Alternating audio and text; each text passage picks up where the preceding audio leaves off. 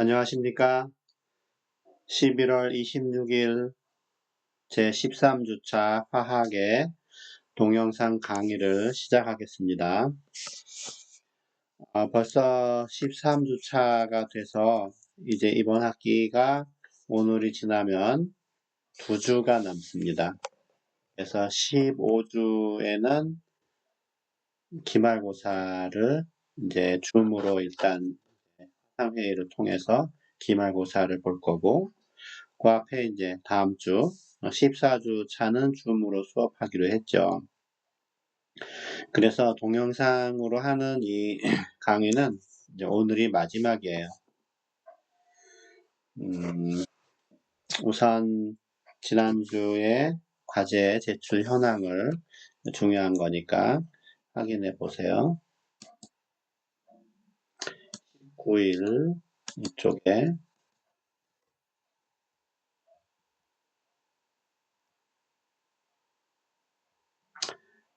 확인해 보시고 이상이 있으면 카톡이나 메일로 연락해 주시기 바랍니다. 자, 카톡은 지난주에 이제 그 오픈 채팅방을 만들었다고 했는데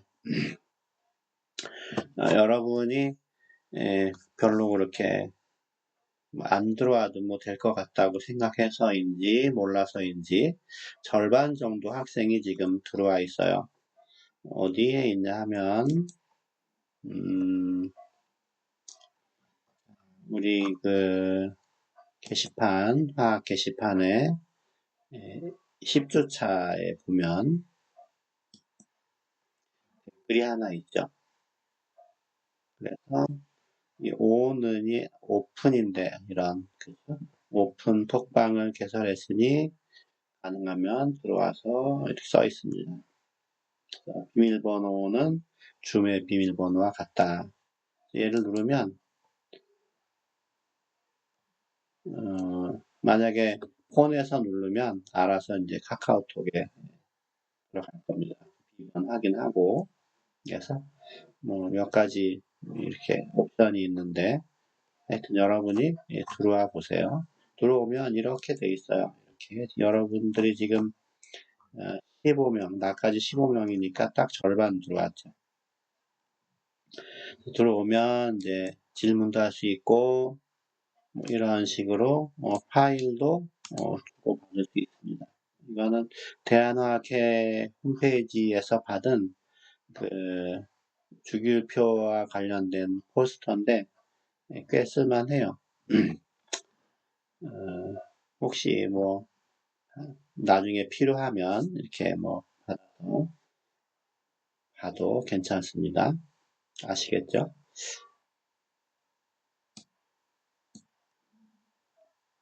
시험 볼 때는 이제 줌에서 시험 문제를 직접 받을 수 있으니까 그렇게 받지만 혹시라도 줌이 안 되는 경우에 카카오톡으로 받게 할 수도 있습니다. 그걸 들어와서 이제 이번 학기 성적 처리되기 전까지는 들어와 있는 게 좋겠죠. 자, 오늘 수업은 뭐가 하나 또 있었는데 우리가 추석날 5주차인가 추석날 휴강을 했기 때문에 그 휴강한 거에 대한 보강을 꼭 해야 돼요. 이게 서류상으로. 그래서 이제 또 동영상으로 하기는 적절하지 않고 추석 휴강을 과제를 내서 대신 하는 걸로 이제 했으니까 여러분이 잘 이제 기억했다가 과제를 제출해 주세요. 이제 과제는 뭐냐 하면 화학 역사, 화학사에 대한 연대표를 작성하는 거예요.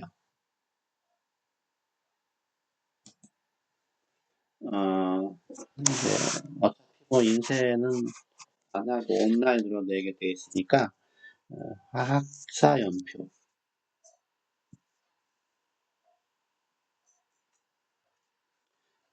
과제 제목은 화학사 연표. 그래서 첫 장에는 첫 장에는 표지, 레포트 표지를 하고, 뭐, 제목하고 이름 쓰는 거죠. 두 번째 장에는, 연표를, 연대표, 뭐, 예. 너무 많이 하지 말고, 한쪽에, 엄선해서 한쪽을 꽉 채우세요. 근데 이제 연표를 인터넷으로 검색해서 적는 겁니다. 적을 때 하나의 사건은 자기가 조사해서 추가하는 거예요. 인터넷에서 다 적어서 이제 쭉 적으면 되는데 나머지 그 중에 이제 한 사건만은 자신이 추가해요. 별도의 표시를 해야 돼요. 뭐 추가했습니다. 이렇게 세 번째 페이지에는 어, 추가한 사건에 대한 검색을 했을 테니까 설명. 요거는 A4 반쪽 이상. 이것도 주로 이제 또 복사해서 붙이기 많이 하겠죠.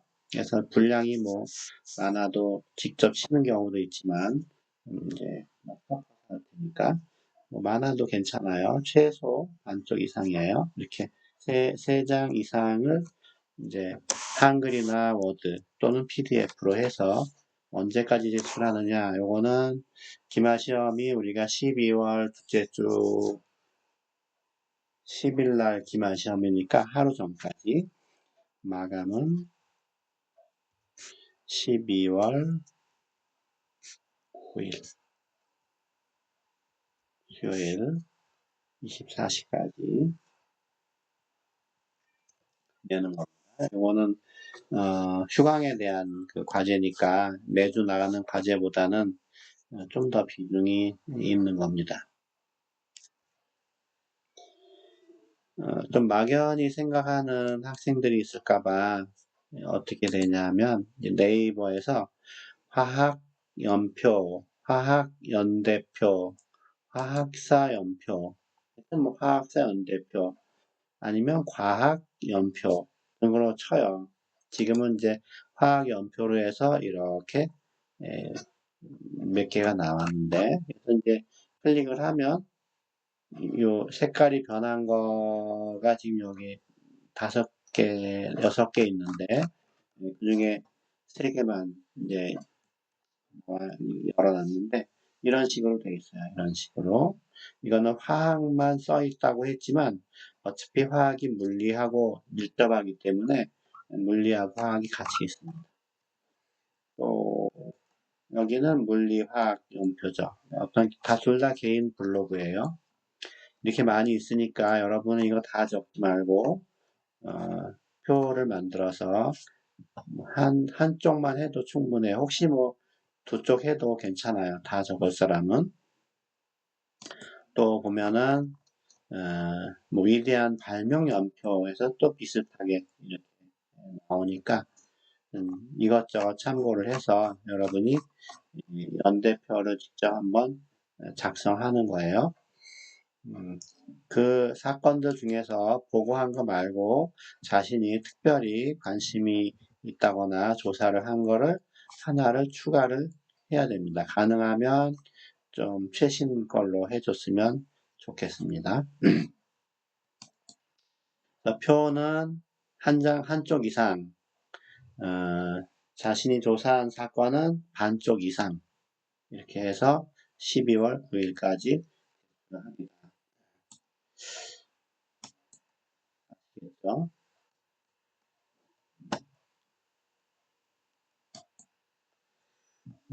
오늘은 이제 지난 시간에 이어서 시간 되는 데까지만 할 텐데, 또 다음 주에 한 주 더 있긴 하니까.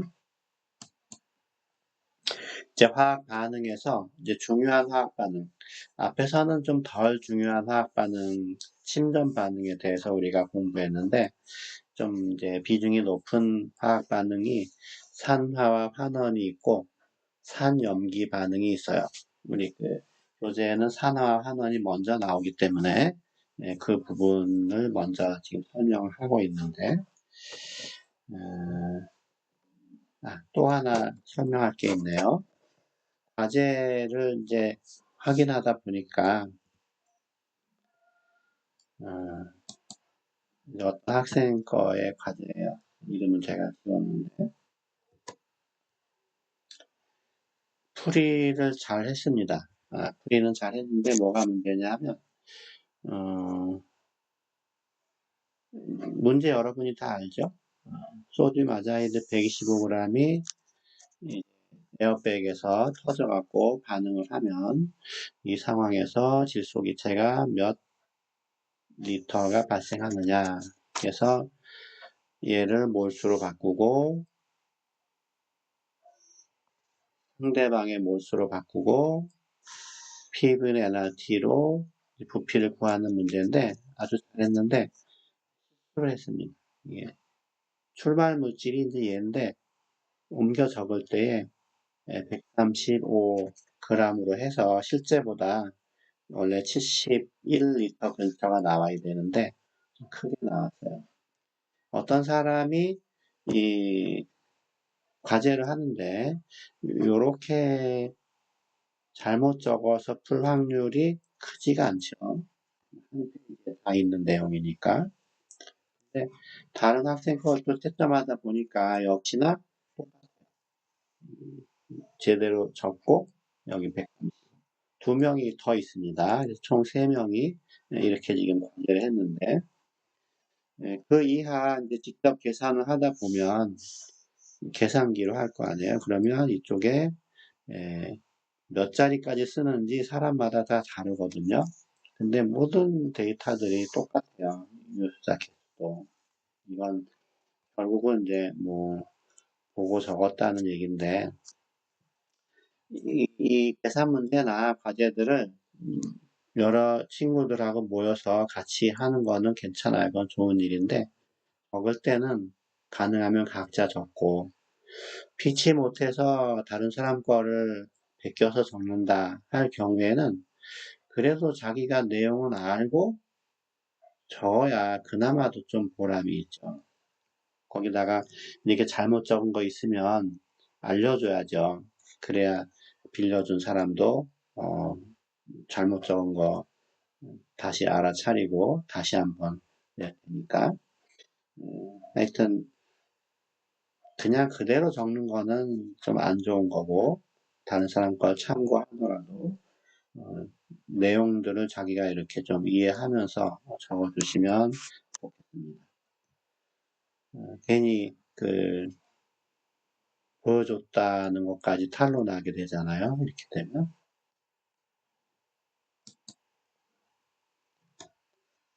자, 산화, 환원 반응. 산화와 환원은 일상생활에서도 우리가 많이 쓰는 용어입니다. 물론 화학 용어이지만 산화라는 것은 원래 산소와 결합했다. 뭐 산화 알루미늄 이런 식으로 산소와 결합했다는 그런 의미를 가지고 있는 건데 꼭 산소와 결합하지 않더라도 산화는 가능합니다. 산화의 반대 과정을 이제 되돌린다 의미로 환원이라고 하고 산화 환원을 한꺼번에 얘기할 때는 산화 환원 또는 영어로 할 때는 리덕스 시스템, 리덕스 리액션 이런 식으로 얘기를 해요. 옥시데이션이 산화하고 리덕션이 환원이죠. 환원을 먼저 얘기를 하네요. 환원 한꺼번에 얘기할 때는 산화와 환원이 뭐냐 정확히 아는 게 중요한데 이 산화와 환원은 서로 이제 역과정이기 때문에 산화만 정확히 알면 돼요. 예전에 그냥 두리뭉실하게 정의할 때는 산소와 결합하는 반응을 산화라고 한다 얘기하는데 꼭 그런 건 아니라 그랬죠. 정확한 정의는 진한 글씨로 되어 있는 산화수가 증가하는 반응이다. 산화는 뭐겠습니까? 산화수가 감소하는 반응이다. 이 산화수가 증가하는 그 원인을 굳이 따지자고 하면 그 밑에 줄이에요.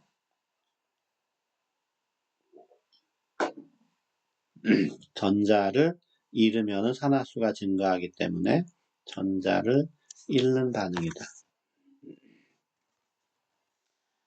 그래서 이제 산화수가 뭔지를 알아야 이게 증가했는지 감소했는지를 알겠죠. 그래서 산화수에 대해서 먼저 설명을 하지 않을 수가 없는데,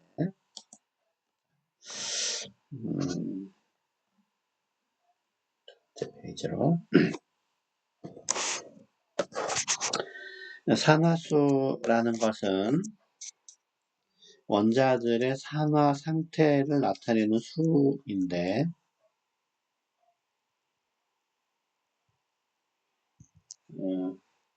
산화 상태를 나타내는 수다 이렇게 되어 있는데 몇 가지 규칙만 알면 여러분도 어렵지 않게 알 수 있습니다. 첫 번째, 그냥 중성 원소 상태는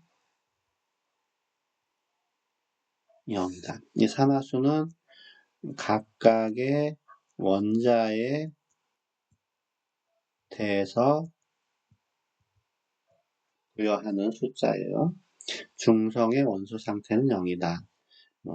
어떤 그 반응식에 소듐이 있다거나 염소 분자가 있다거나 구리가 있다거나 등등 또 뭐가 있을까요?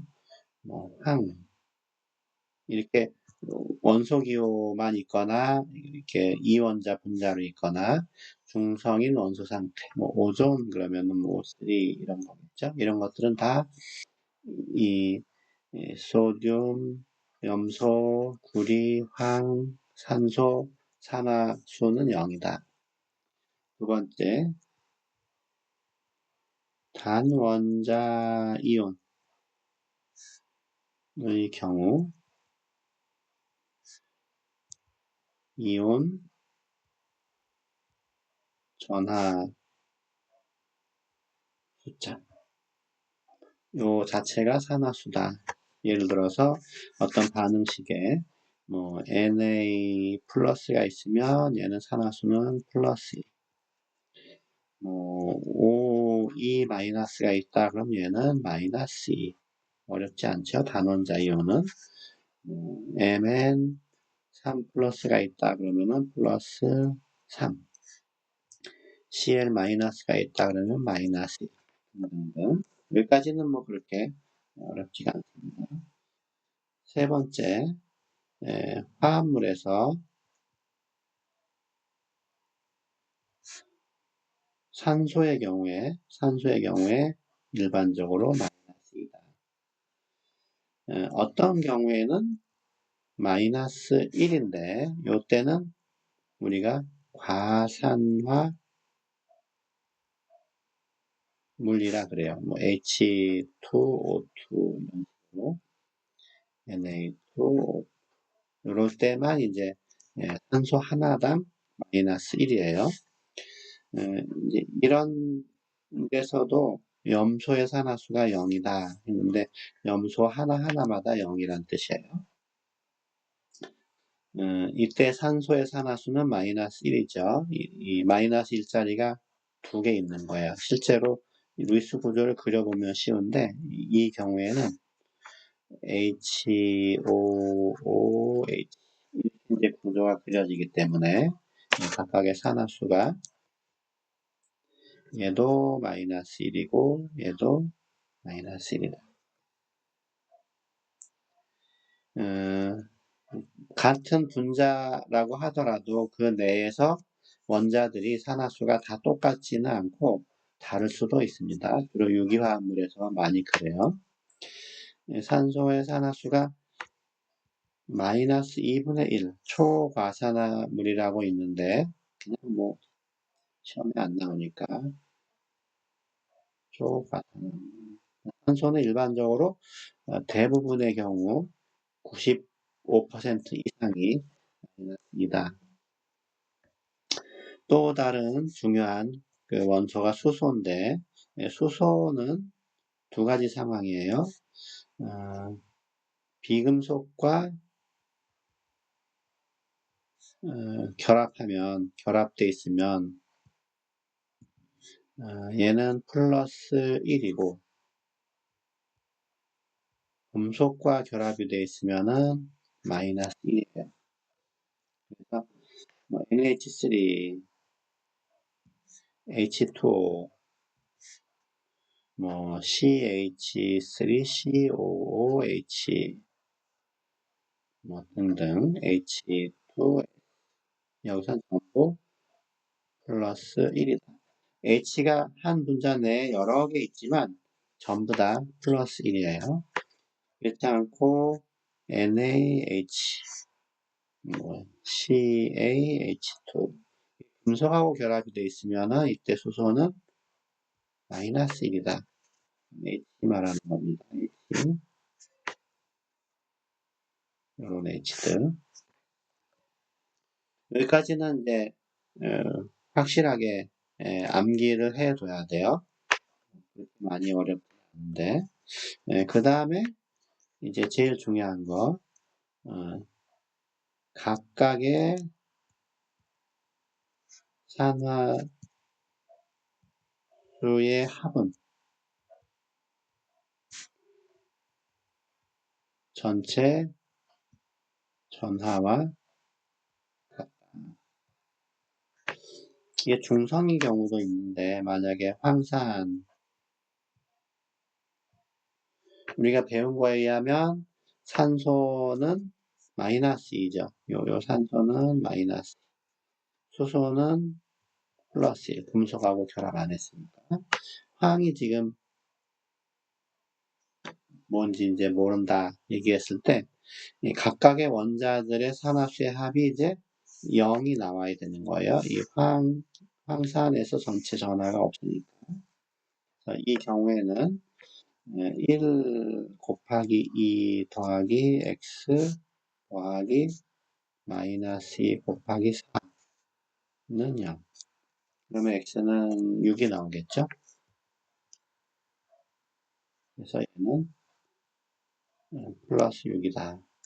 이렇게 이제 계산이 되는 거예요. 뭐 HCO3 음이온이 있다. 그러면은 전체 전하가 이제 음이온 하나 마이너스 1이니까 역시 는 플러스 1, 산소는 마이너스 2, 탄소는 모른다고 치고 전체를 더하는 거죠. 전체 더해서 얼마가 나와야 돼요? 마이너스 1이 나오면 돼요. 그래서 플러스 1이 1개, x가 1개, 마이너스 2가 3개 해서 전체적으로 마이너스 1이 나온다. 전체 전하와 같다. 각각의 산화수의 합은 전체 전하와 같다. 이거 얼마인가요? 그러면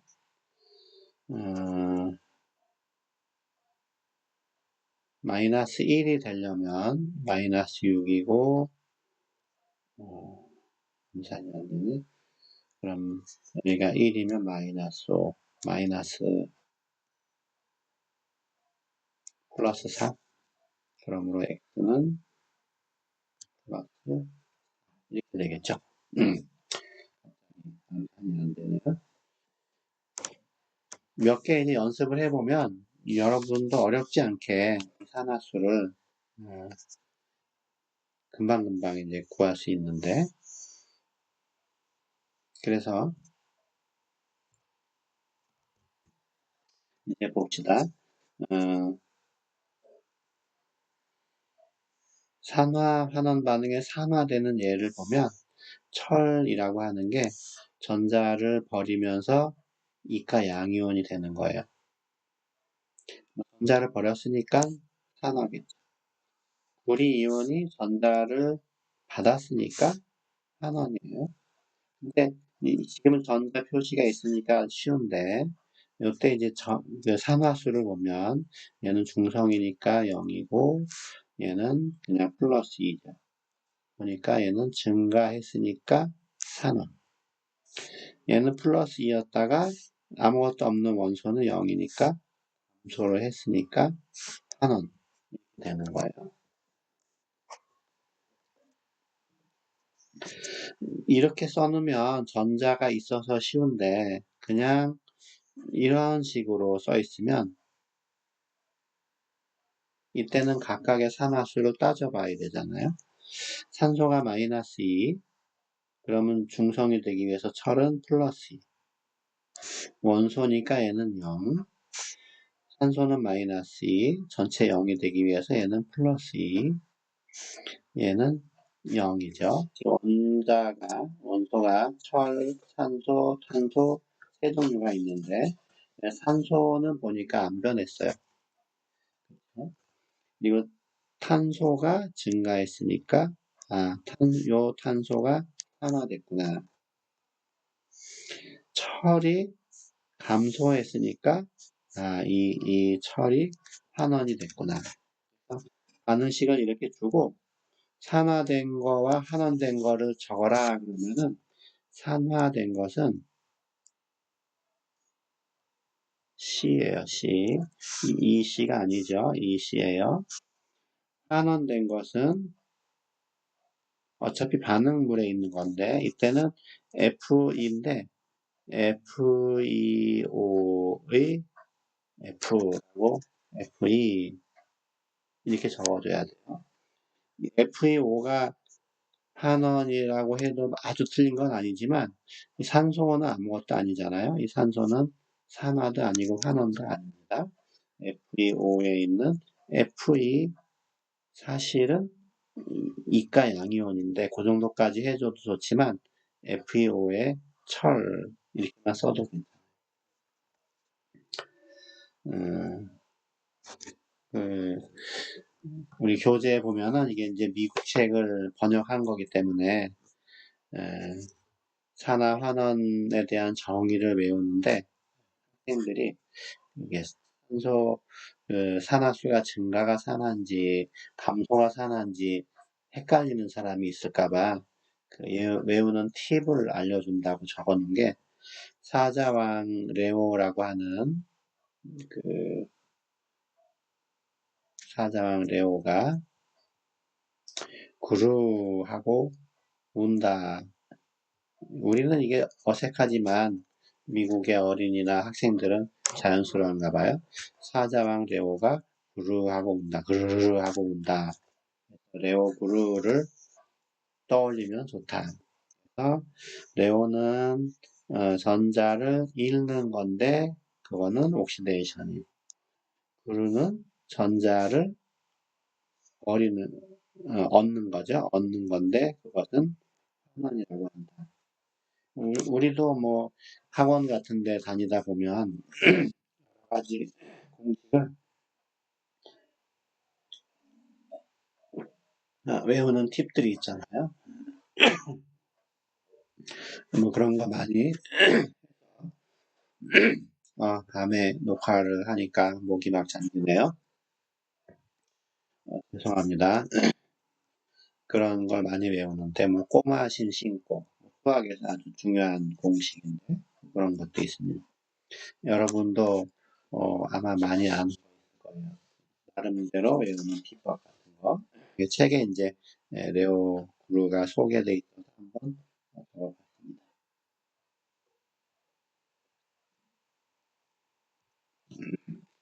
오늘은 아무래도 산화 환원까지만 하고 산염기는 못할 것 같으네요. 자, 이제 반응식에 어떤 물질이 산화됐고 어떤 물질이 환원이 됐는지 한번 찾아봐라.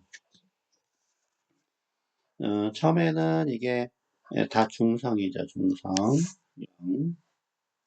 얘도 원소니까 0이고 얘도 0이에요. 자, 원소들만 먼저 전체적으로 확인해 보면 이렇게 있어요. 단원자 이온은 그냥 얘는 2 플러스 2, 단원자 이온은 그냥 이온 전하라고 했죠. 자, 그 정도 하고. 자, 산소는 마이너스 2라고 했어요. 산소는 마이너스. 수소는 플러스 1이라고 했죠. 이게 결합했을 때, 비금속과 결합하면 플러스 1. 더 이상 없나요?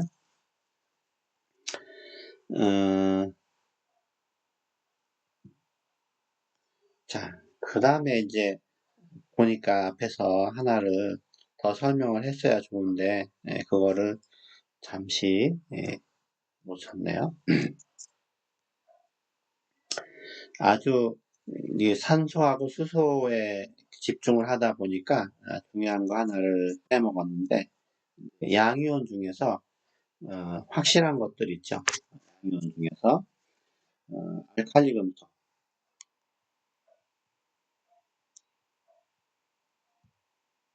예외 없이 결합을 했으면 플러스 1입니다.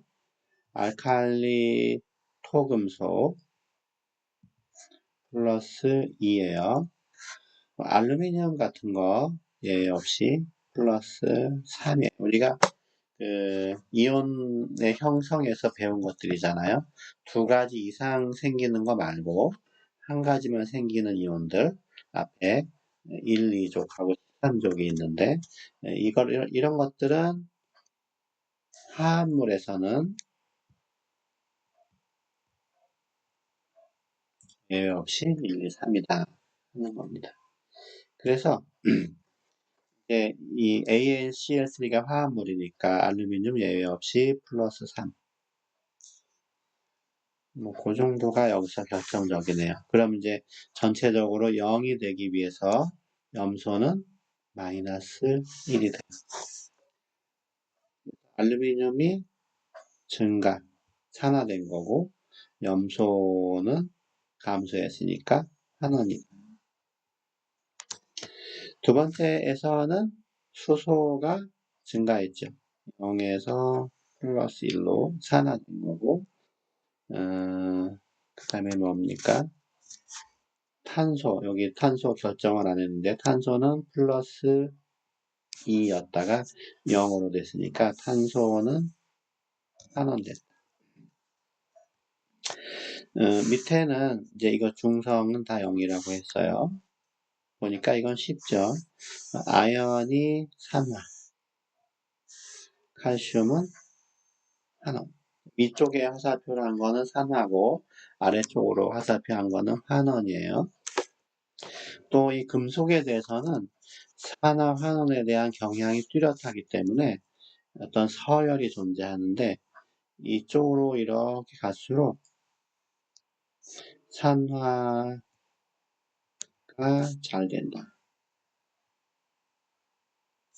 금속이 산화된다는 거는 당연히 산화수가 증가하는 거지만 뭐 마이너스에서 0으로 되는 거 없어요. 다 0에서 플러스로 되는 거예요. 이제 전자를 버린다. 양이온화가 잘 된다 하는 거예요. 어차피 금속은 양이온밖에 안 만들어지니까 이 서열을 뭐라고 외우느냐? 이온화 경향이다. 중학교 때 혹시 중고등학교 때 외운 사람들이 있을 겁니다. 이온화 경향이다. 어,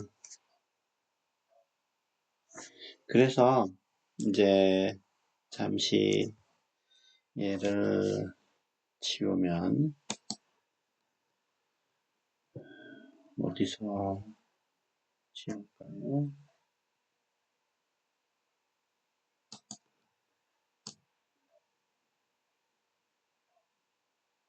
일괄로 지우게 이제 화학을 안 배운 사람들의 입장에서는 음,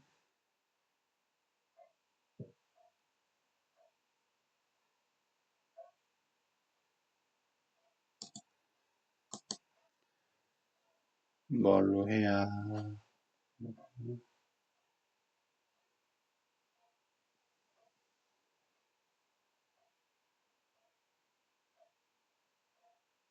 아무것도 아닌 걸로 다시 나가야 되는데, 뭘로 나갈까요? 왜 여기에 없네요?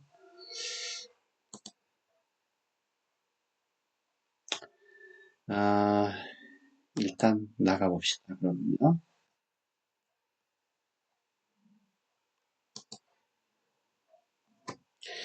이것도 배워야 되겠네요. 자, 이 3번의 경우에 반응식을 그대로 써주면 CAS 더하기 GNE 플러스가 CAE 플러스와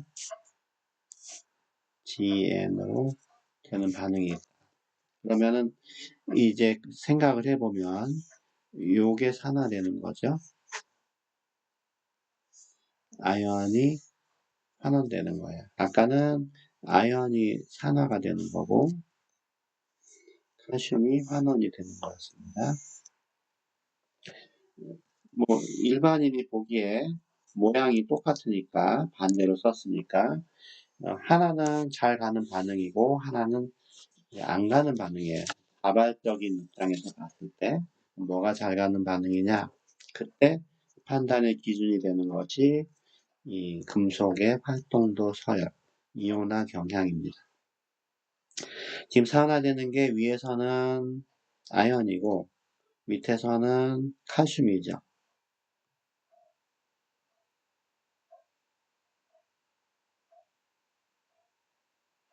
그쵸?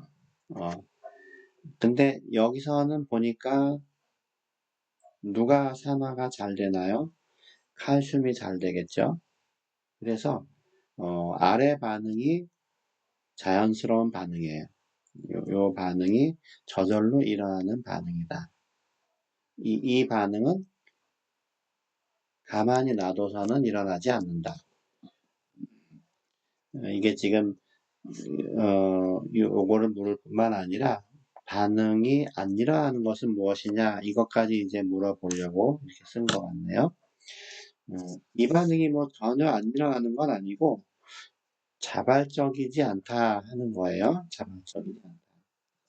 그냥 전기분해라는 그 단원에서는 충분히 이 반응도 강제로 일으킬 수는 있다. 자, 이제 산화하는 반응에 있어서 우리가 이제 적정이라는 걸 또 공부를 해야 되는데, 이거는 아무래도 판서를 해야 되니까.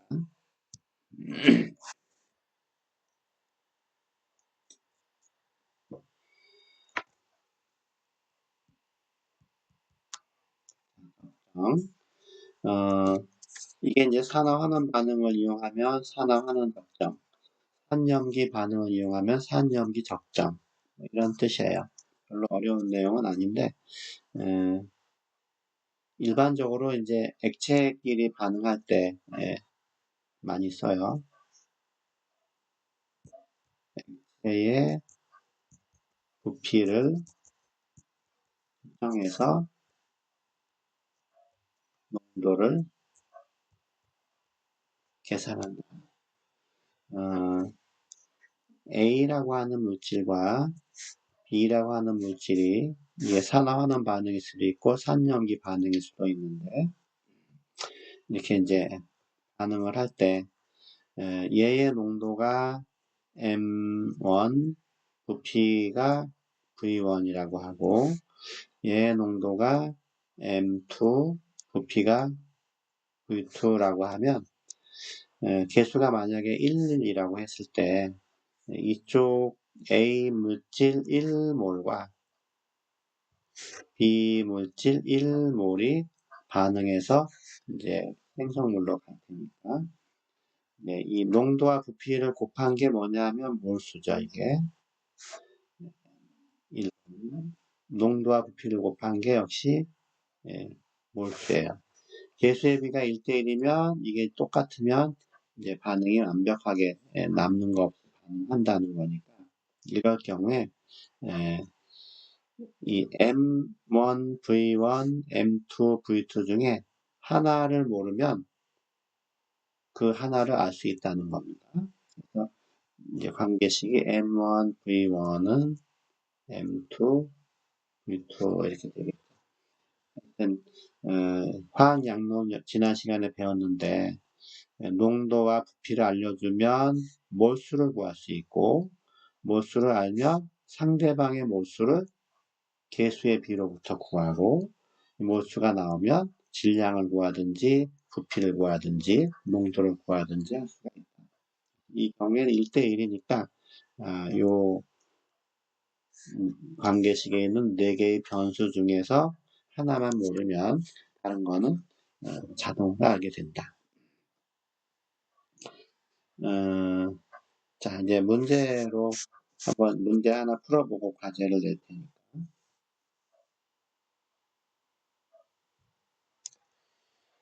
요거는 그냥 참고로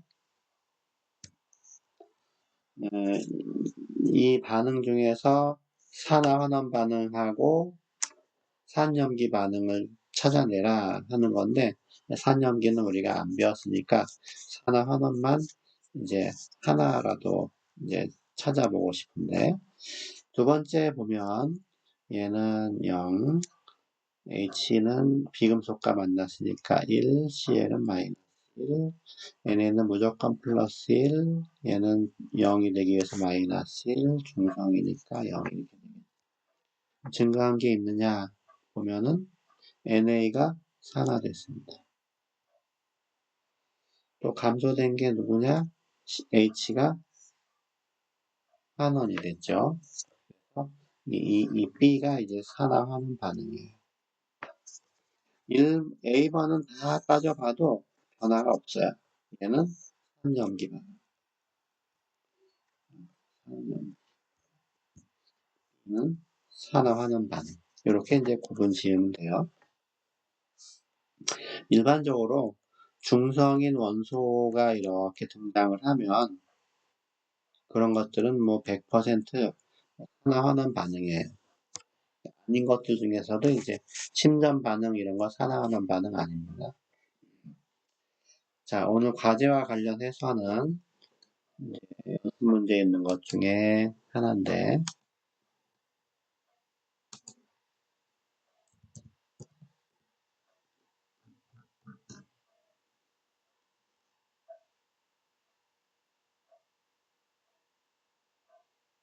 음, 87번에 대한 설명을 해줄게요. 87번.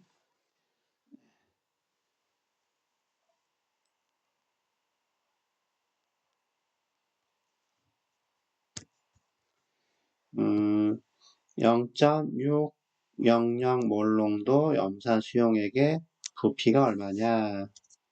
2.50g의 소듐 하이드로젠 카보네이트를 완전하게 반응시킬 때 필요한 얘의 부피는 얼마냐? 그래서 반응식이 이렇게 써 있습니다. 이 중에 이제 얘의 농도를 알려주고, 그렇죠?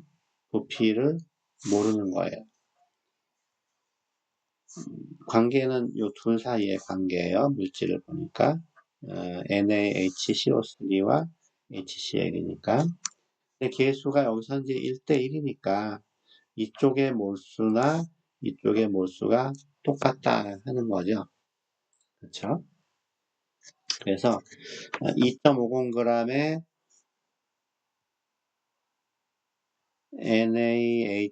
NaHCO3가 몇 몰인지를 알아야 돼요. 그래서 이 원자량을 다 더하면 얘는 그 몰 질량이 84g per 몰입니다.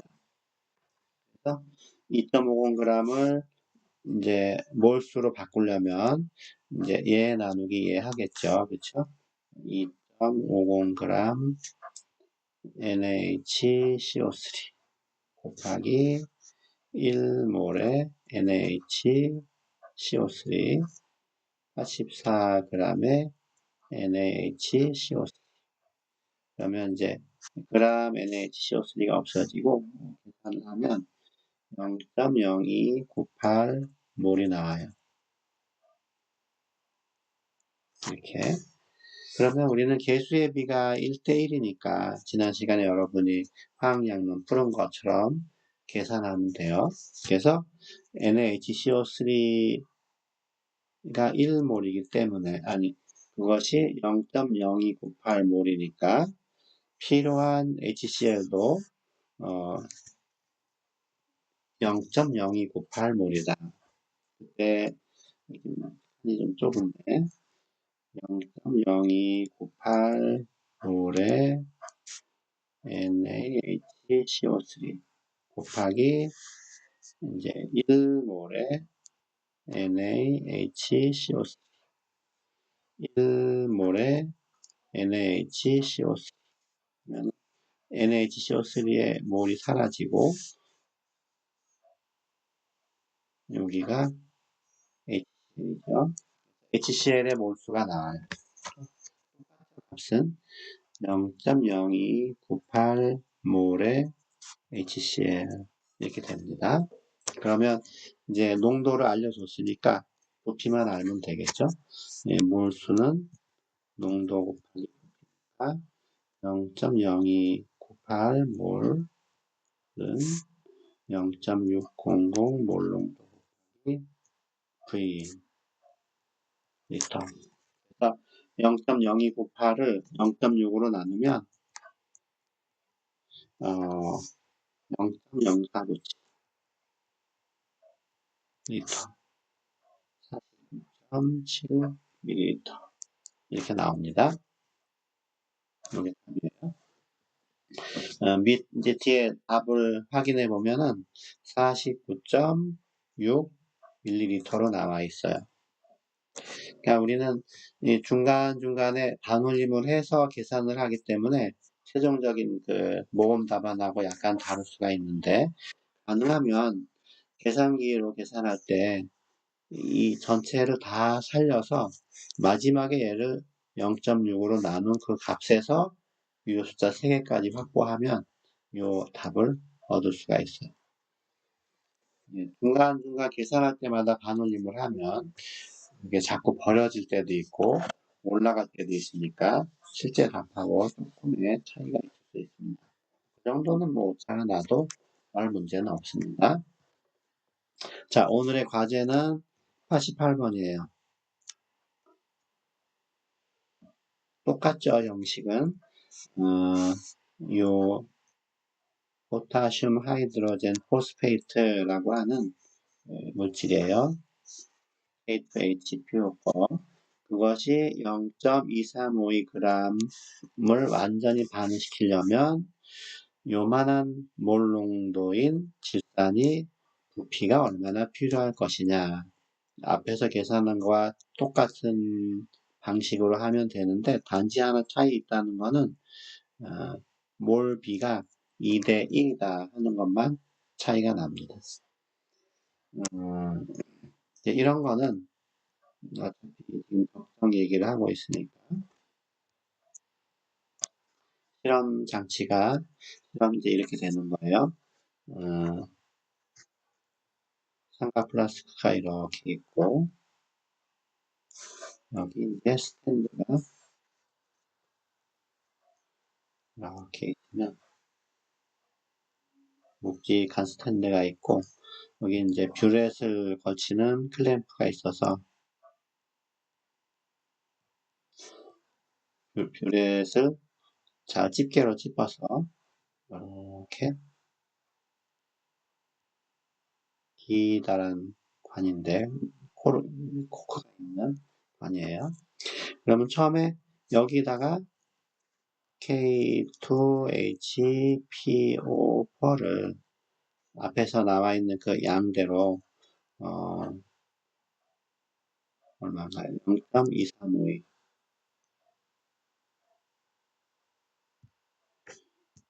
0.2352g을 놓고 물을 부어서 이렇게 용액을 만들어요. 여기에다가는 알고 있는 농도의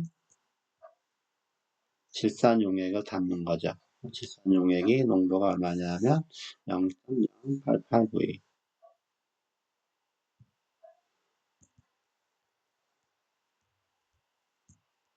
정도.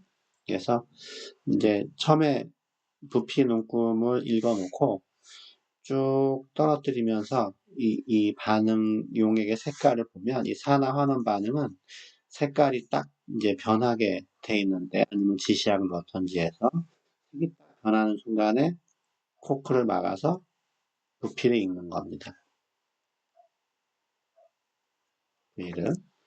얘를 이제 측정을 했다 그러면 MV는 M1, V1은 M2, V2가 되는 건데 이제 이게 몰수니까 지금은 여기서부터 곧바로 몰수가 계산이 되는 거고 여기서는 이제 이 알고 있는 농도가 M1이고 V는 모르는 거예요. 실험을 안 했으니까 얘를 안다면 이 양을 아는 거죠. 그래서 지금 이제 거꾸로 하는 건데 이쪽의 양과 M을 알고 V를 구하는 거. 거꾸로 V를 알면 M을 구하는 거. 이런 것들이 이제 적합니다. 그래서 이번 그 과제는 이런 실험을 통해서 적정을 할 때 이 질산 용액이 몇 밀리리터 필요할 것인가. 요거를 계산하는 문제예요. 벌써 50분이 넘었네요. 어려운 거 듣느라고 여러분 수고하셨습니다. 다음 때는 줌으로 제 시간에 만나서 수업을 할 겁니다. 수고하셨습니다.